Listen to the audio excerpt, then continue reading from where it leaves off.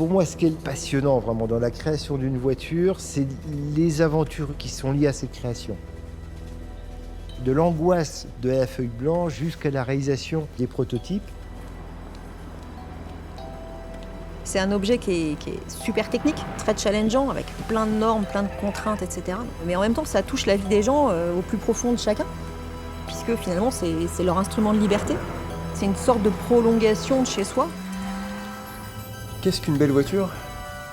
Qu'est-ce qu'une belle voiture? Il y a forcément du désir, une voiture dans laquelle on se sente bien et dont on a envie de se souvenir toute sa vie. Peut-être moins par ce qu'elle représentait à une certaine époque, une agressivité, une puissance, un matu vu, mais tout le reste qui fait que notre quotidien sera bien meilleur et qu'on fera des voyages plus doux, plus agréables, moins fatigants. Et cette voiture-là, elle a encore sa place, elle n'est pas forcément là.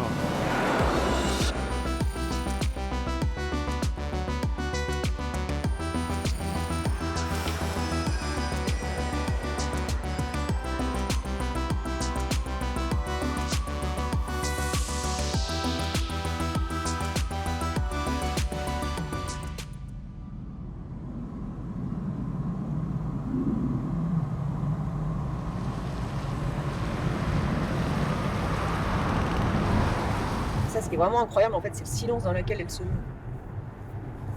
C'est vraiment impressionnant. C'est vraiment ce qui est le plus impressionnant par rapport à d'autres voitures qu'on a déjà développées. C'est le niveau de silence qu'on a avec cette voiture. Vous n'avez pas l'impression qu'on va vite, hein?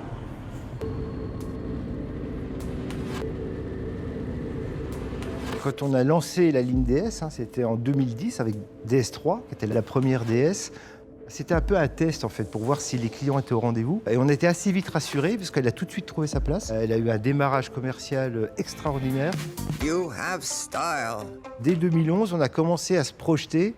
On s'est dit on pourrait créer une marque DS. Quand je suis arrivé chez PSA, c'était janvier 2012. L'entreprise était dans une situation très difficile, c'est la crise automobile de 2009-2010. Et on a très vite vu qu'en fait, les gens qui achetaient les DS de la ligne de produits DS à l'intérieur de Citroën étaient des clients qui étaient très différents des clients Citroën, très différents des clients Peugeot, et qu'on avait l'opportunité, pour répondre à leurs attentes, de faire une marque automobile, je dirais, de plein titre, avec ces produits DS. L'idée a cheminé. Carlos Tavares a rejoint le groupe en décembre 2013. Et ça, je m'en rappellerai toujours. Une des premières annonces qu'il a fait, c'était en février ou en mars, c'était de dire, maintenant, dans le groupe PSA, il y a 3 marques. Il y a Peugeot, il y a Citroën et il y a DS. Évidemment, quand on part de zéro, on se dit ça va être mission impossible. La question, c'était vraiment comment est-ce qu'on va réussir à faire naître une marque dans un marché qui ne l'attend pas, en fait. Nous sommes une entreprise française, donc par définition, nous ne sommes pas allemands.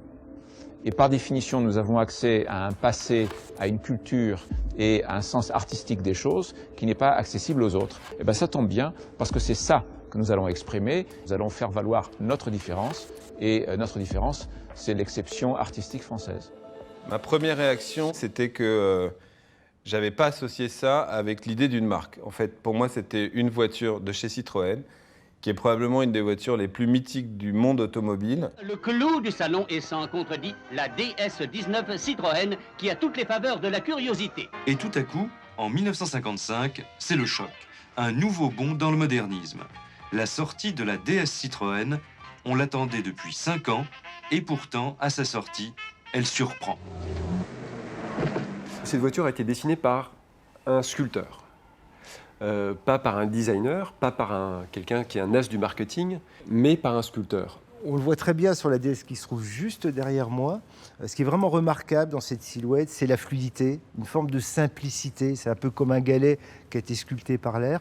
C'est qu'il y a des choses de tout à fait personnelles, uniques, futuristes, qui combinaient de l'esthétique bien sûr, mais de l'audace, de la technologie et du confort. C'est le combiné gagnant, c'est le cocktail fantastique qu'on essaie de reproduire depuis lors. Mon premier souvenir avec une DS, c'est celle de mon grand-père. J'aimais la voir monter quand il démarrait, j'aimais la voir descendre quand il s'arrêtait. Et pour moi, c'est... Oui, je crois que c'est la première voiture dans laquelle j'ai eu envie de conduire et de faire le bruit du moteur avec ma bouche au volant. comme les enfants? Alors moi j'ai grandi en DS, donc j'en ai beaucoup de souvenirs de départ en vacances. Et l'histoire familiale veut que mon père aurait vendu sa DS, sa première DS, pour offrir une bague de fiançailles à ma mère. Ça, c'est la déesse de Fantomas. Ça fait partie de mes films cultes. Et la séquence de Fantomas, probablement la plus extraordinaire pour moi, c'est quand la déesse s'envole, évidemment. C'est pas croyable! Le nom est très proche de l'origine, mais pas la forme. En gros, c'est des Citroën luxueuses, les DS aujourd'hui. Je comprends l'idée de concurrencer les Allemands comme Mini ou Audi. Ça me paraît même important parce que je suis assez chauvin et que je suis content qu'une marque française veuille occuper un créneau plus luxueux que nos marques populaires. Pour l'instant, j'attends toujours un peu la licorne, c'est-à-dire la DS qui ressemblera à une ancienne DS. On peut effectivement faire quelques petites touches, quelques petits clins d'œil qu'on pourrait appeler rétro design, mais un vrai rétro design pour nous ça ne fait pas vraiment de sens. Ce qu'on a gardé de la DS d'origine, c'est l'esprit d'avant-garde, sans jamais faire du rétro design. Ça, on va dire, c'est contre mes principes. Quand Bertoni, il a dessiné la DS, il n'a pas fait du rétro design d'une Traction ou d'une Citroën des années 20. Moi, j'ai ma philosophie, c'est qu'il ne faut pas reproduire à l'identique une forme qui s'était inscrite dans un moment historique. Il faut comprendre l'équation que la marque peut proposer vis-à-vis de ses clients, mais à l'instant T, de manière contemporaine. Là où ça devient vraiment intéressant dans le cas de la marque DS, c'est que c'est véritablement porté par une présence du design. C'est peut-être pas ce qui a été voulu, mais c'est ma réception.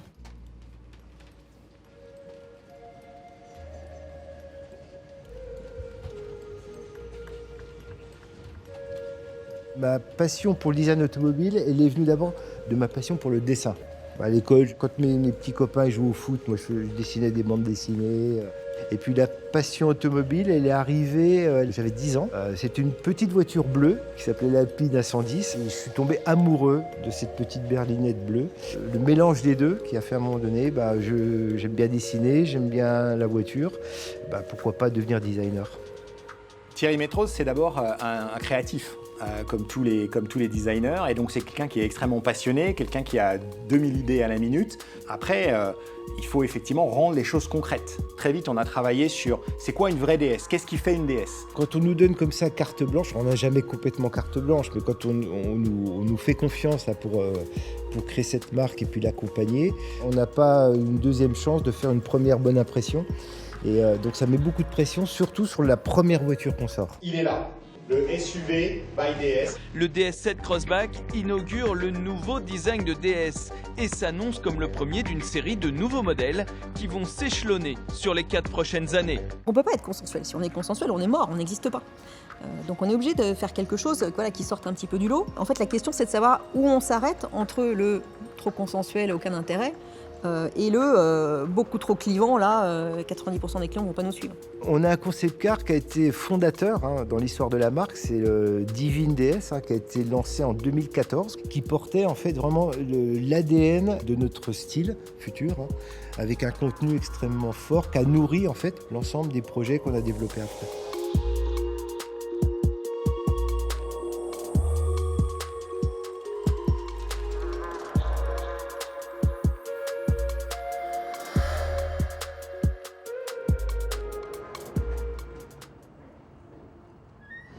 Pour la DS4, on était très à cheval sur la valeur d'une sorte de légèreté, de finesse.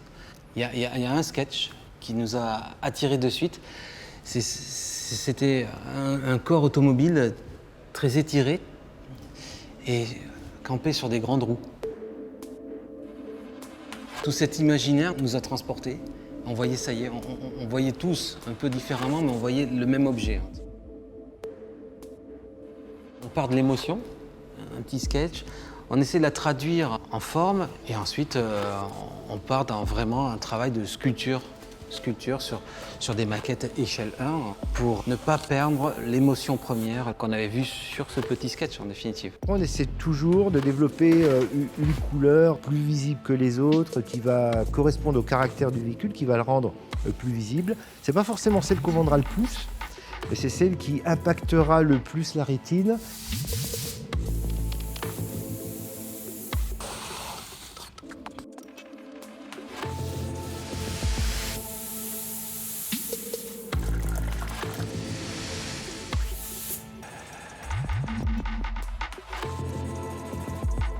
Petit à petit, ça deviendra un véhicule. On essaie de tirer l'essence de ce sketch, les 2-3 critères les plus forts, pas plus. Et petit à petit, ça deviendra un véhicule industrialisable.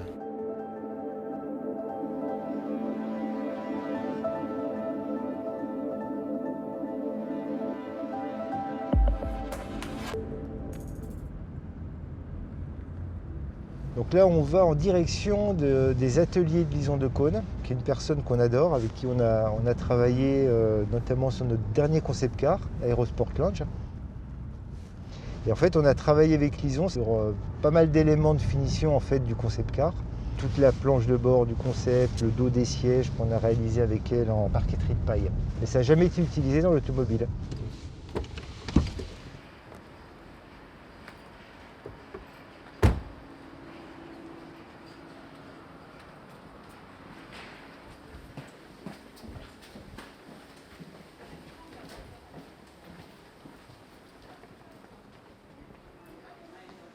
Je vais vous en prendre une, je vais vous montrer. Donc on a un fût de paille hein, qui est donc creux. Et nous, on l'ouvre à la main. Et avec un plioir ou un autre outil, on l'écrase. Une fois que la paille est écrasée, on a un ruban. Voilà. Et c'est ce ruban qu'on va coller. C'est en même temps très basique hein, comme travail. C'est de la paille ouverte, écrasée et collée.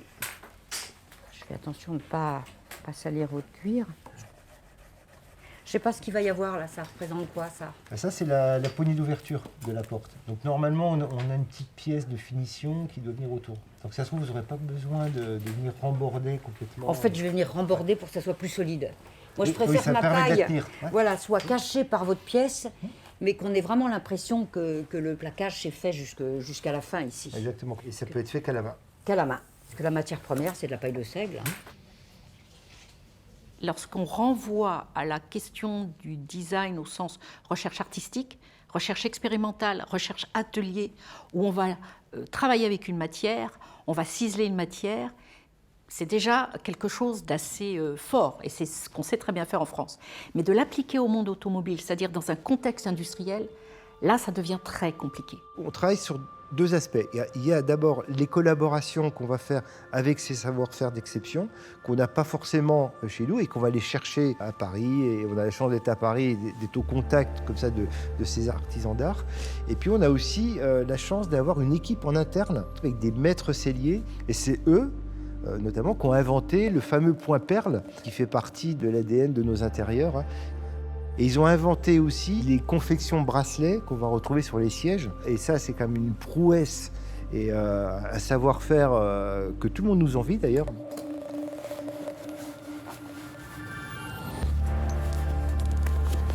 Il m'a fallu 1 mois et demi pour créer en fait ce bracelet de montre.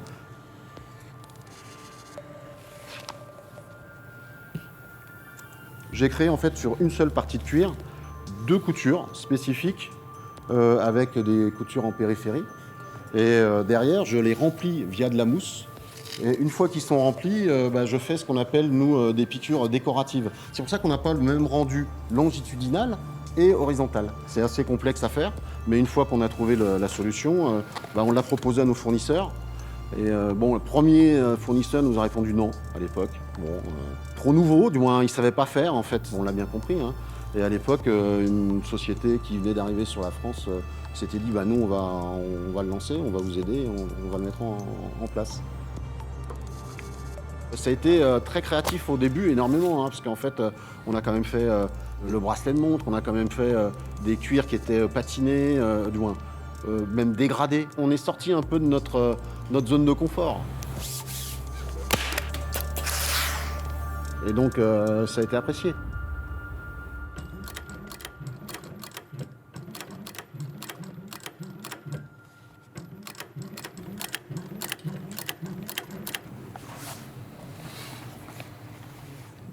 Des détails très fins, très raffinés, très français, quoi. Tout est dessiné. C'est-à-dire qu'on n'a pas le sentiment qu'on a pris des commodos d'une autre voiture qu'on a collé là pour faire quelque chose, pour faire une voiture de plus. Après, effectivement, les Allemands, Audi ou même Mercedes avec Maybach, quand ils font du super luxe, c'est plutôt l'épuration. On nous a parfois qualifiés d'être un peu bling-bling, hein, notamment quand on a lancé DS7. Et on ne regrette pas de l'avoir fait, et on l'assume. Hein, puisqu'en fait, quand on veut raconter une histoire, quand on n'est pas connu, quand on lance une marque, il faut parler un peu fort. Si on veut qu'on nous reconnaisse et être entendu, il faut parler un petit peu fort. Aujourd'hui, on s'est installé, on est reconnu. Hein, donc le dosage va être un peu différent. Hein, donc on peut être beaucoup plus subtil dans les messages, amener beaucoup plus de raffinement dans nos intérieurs. Et ça tombe bien.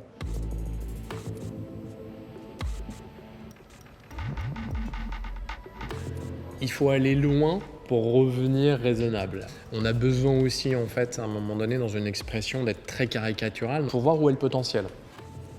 Sur cette voiture-là, on a voulu vraiment travailler sur la zone de contact.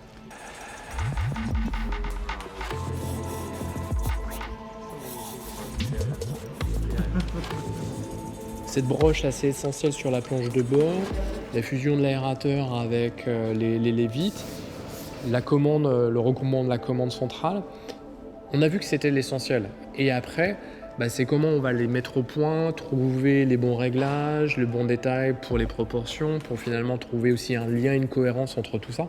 Parce qu'il faut qu'à la fin, quand on est dedans, qu'on sente que tout est cohérent. On a bien réussi à lier l'ensemble.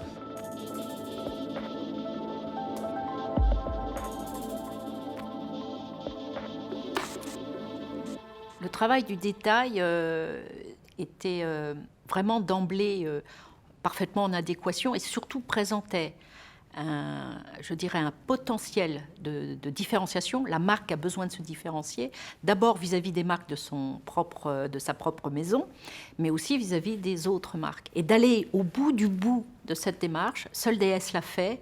Et DS est aujourd'hui une marque qui devient véritablement un ambassadeur de la création française dans le monde. C'est pas encore reconnu, mais ce sera reconnu en restant bien centré sur cette qualité.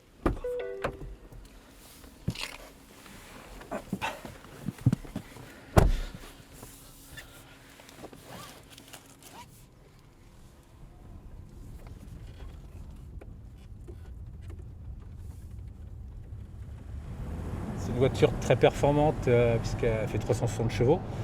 Donc il y a des accélérations impressionnantes. Mais on ne veut pas que ce soit une voiture de sport. Elle doit valer les kilomètres en toute sérénité avec un bon niveau de confort. C'est-à-dire que la voiture doit être à la fois stable, ce qu'elle est, mais elle doit être aussi confortable. Là, j'ai entendu un tout petit bruit à l'arrière du train. On a vraiment exactement le bon niveau de brio, le bon niveau d'acoustique.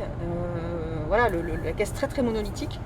J'entends encore quelques petits bruits parasites qu'il faut qu'on règle, mais elle est quasi prête. Ouais. Si on restait comme ça, peut-être que ça plairait à beaucoup de clients, mais c'est peut-être pas tout à fait ce qu'on veut pour DS. Donc c'est bien ça qu'il faut voir.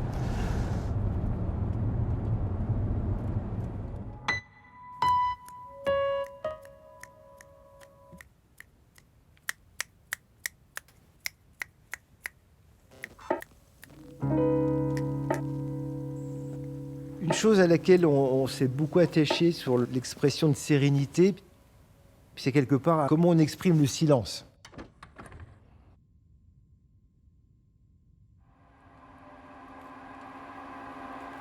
La première des choses, c'est qu'on va rechercher le silence absolu dans la voiture.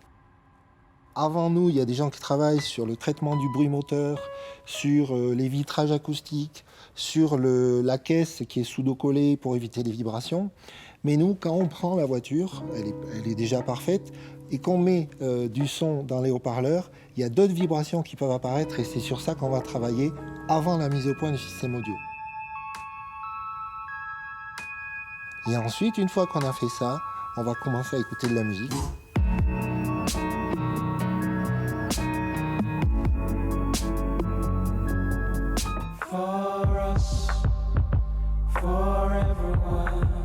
Et au fur et à mesure qu'on va écouter plusieurs types de morceaux, on va faire des ajustements jusqu'à ce qu'on arrive à un moment où on se dit bah là c'est bon. Une fois qu'on a à l'oreille la sensation qu'on n'a plus grand chose à améliorer, là on va appliquer un outil de mesure subjective qui est basé sur la psychoacoustique et qui nous permet de mettre une note de 0 à 10 sur le système et de savoir si on a bien atteint notre objectif. Et du coup, la DS9, elle a eu quoi comme note? Ah, je peux pas vous le dire, c'est un secret. Faut-il du silence? Oui, évidemment, dans notre vie actuelle, bien sûr qu'il faut du silence. Après, j'aime bien des voitures parfois qui ont un bruit, qui ont une expression un petit peu plus fougueuse. Je connais peu de clients qui vont dire spontanément « j'attends une voiture qui soit silencieuse ». En revanche, quand on offre une proposition silencieuse, c'est une surprise incroyable et c'est complètement addictif. C'est la course au bien-être. Au-delà de l'expérience, c'est quelle expérience? Vous voyez, on est passé de l'objet à l'expérience et maintenant on se dit « oui, mais laquelle ?» Il faut garder cette notion de plaisir. Juste le plaisir de piloter une voiture, le plaisir de l'œil.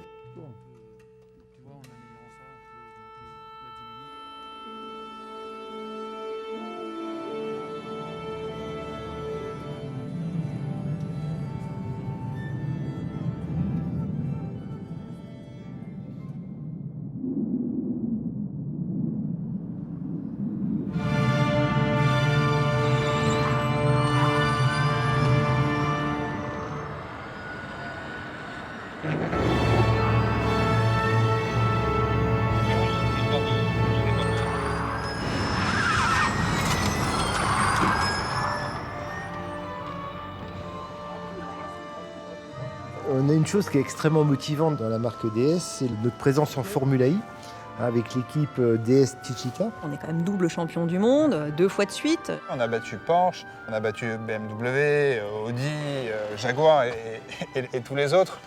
Donc je pense que l'expérience qu'on a acquise dans le sport auto, c'est une expérience qui peut se transmettre pour la marque DS Automobile.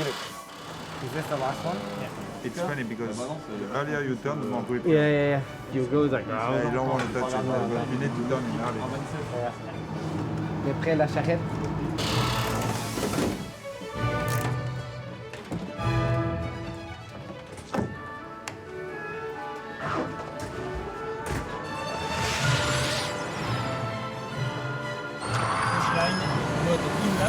Mode in-lap.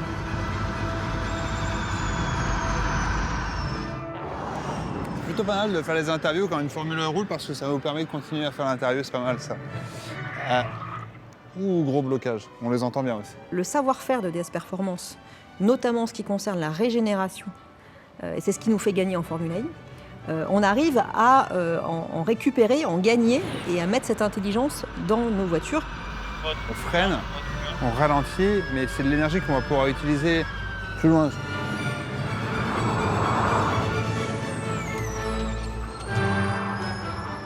On est un peu le laboratoire de recherche, sexy, fun, parce que c'est du sport. On fait de la compétition, mais aussi on aide l'automobile à progresser vers quelque chose de plus propre, quelque chose de plus durable. C'est forcément souhaitable à la fois pour la marque DS et pour l'automobile en général. Du coup, on se sent plus que pilote et on fait partie de quelque chose de plus grand que nous, quoi.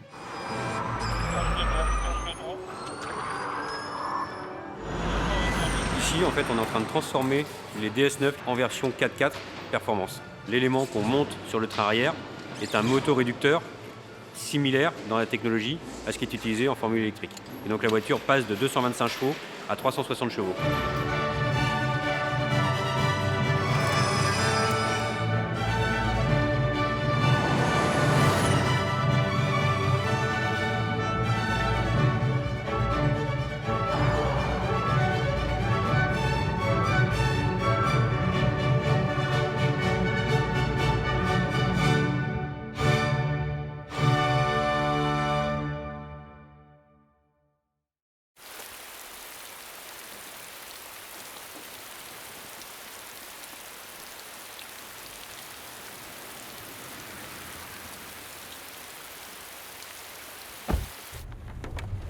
L'apport de la formule électrique, c'est d'abord l'apport de l'utilisation de l'énergie. On a ici les indications au tableau de bord qui vont nous indiquer si on est en train d'utiliser les moteurs électriques ou si on est en train d'utiliser le moteur thermique en accélération.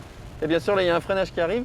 Quand on va freiner, on a tout de suite l'indication de savoir si on utilise les moteurs électriques pour régénérer et récupérer de l'énergie, ou si dans le cas d'un freinage d'urgence, on est en train d'utiliser les freins à disque pour pouvoir ralentir la voiture. C'est vraiment une information qui est très importante, c'est une information qui est clé et qui va nous permettre d'optimiser l'autonomie de la voiture en mode électrique. Et la différence, elle est notable, parce que le moteur, on a rajouté donc un moteur électrique à l'arrière qui fait 110 chevaux, et lui, il est en prise directe avec les roues. Et donc, dès qu'on accélère, on a la puissance qui arrive à l'arrière. On est dans le monde des voitures très performantes. Il n'y a pas beaucoup de concurrentes qui ont ce niveau de puissance en hybride rechargeable actuellement. Donc, le temps qui reste à peu près à travailler sur la voiture, c'est 2 mois en gros. Dans 2 mois, tout est plié, c'est terminé.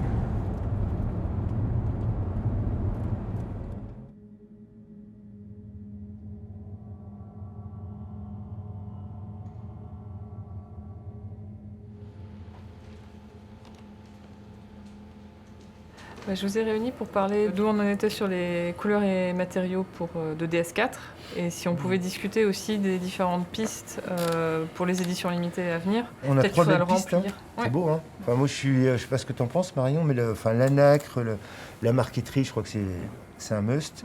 Et puis ça c'est peut-être plus... La dentelle de bois. C'est plus délicat, c'est plus gonflé. Ouais. Mais si on y arrive, on a quelque chose d'exceptionnel. C'était sur le concept car DSX, hein. Oui.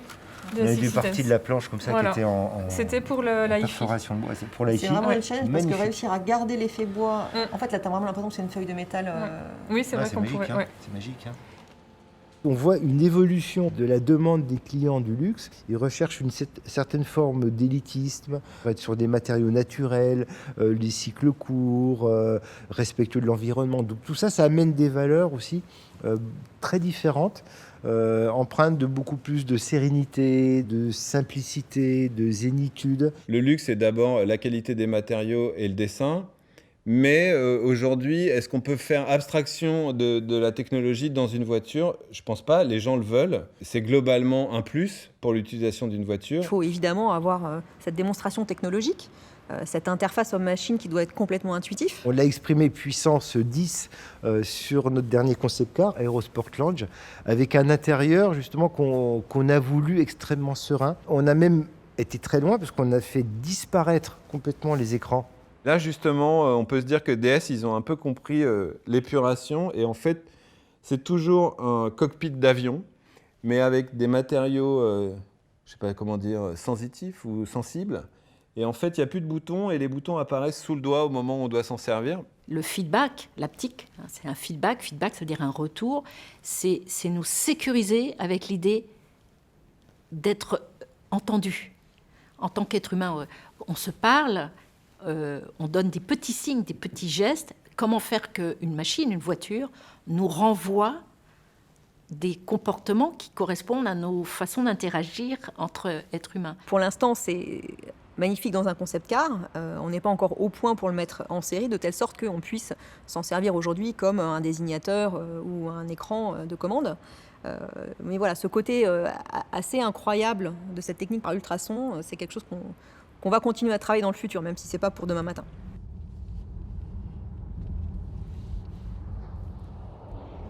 Alors, ce qui est super excitant, là on va le vivre, je vais le vivre bientôt. Là. Ça va être en juin normalement. On va commencer à rouler avec les premières DS4.